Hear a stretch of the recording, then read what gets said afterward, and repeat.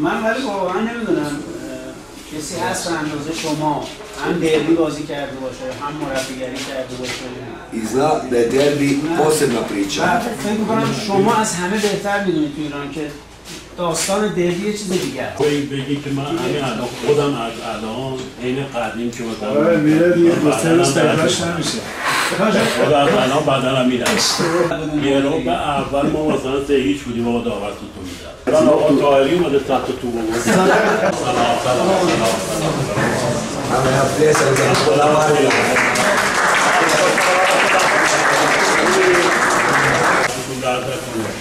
دل این ملت ما رو شاد کردیم یه عیدی خوبه بهشون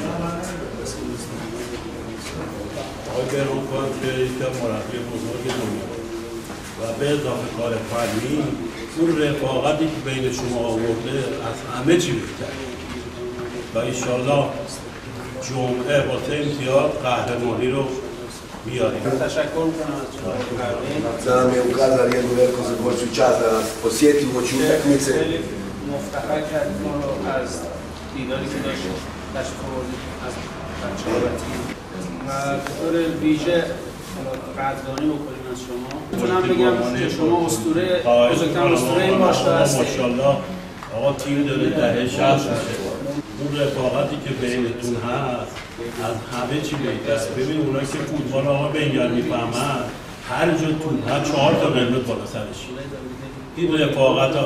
این رفاقت رو داشته باشی راحت قهرمان میشی. آقای طاهری هم که خیلی زحمت داره میکشه علاوه مالی الحمدلله همه تامینی ان شاءالله همینجوری ادامه بدی قهرمان میشی.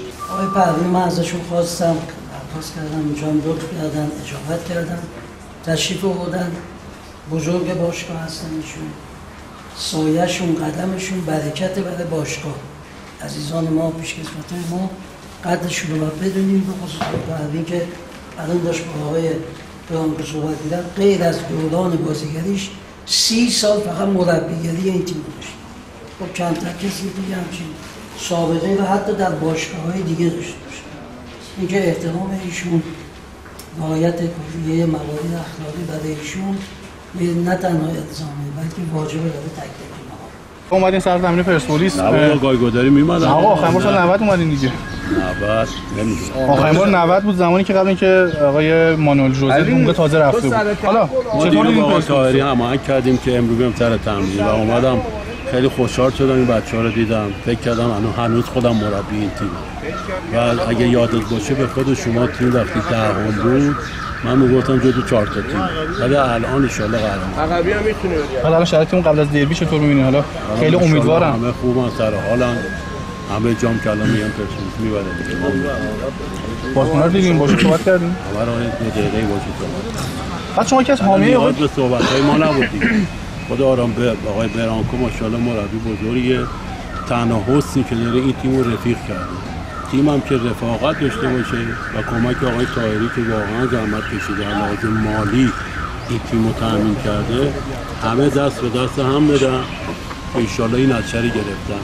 اگر ان جمعه بازی رو ببرن قهرمانی 100%. بعد شما همیشه از آقای برانکو روز اول حمایت کردین همیشه میگفتین که امیدواریم این تیم. حالا الان فکر کنم حرف شما کامل ثابت شد دیگه تیم در آستانه قهرمانی. بلد آقا برانکو دیگه ببینید بعضی کسا بلدن کارشون. آقا برانکوی که اونا که بلده کارشون به اضافه این تیم رو رفیق کرده.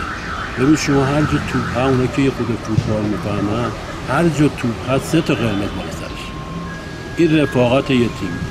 بعضی تیم‌ها هستن یکی دیدیم می‌خوره اون بغلیش میخنده خوشش میاد. ولی الان نه شما حالا برو تو برمی جمعه هر جا توپ باشه 4 تا قرمز بالا سرش. ان شاءالله میبریم.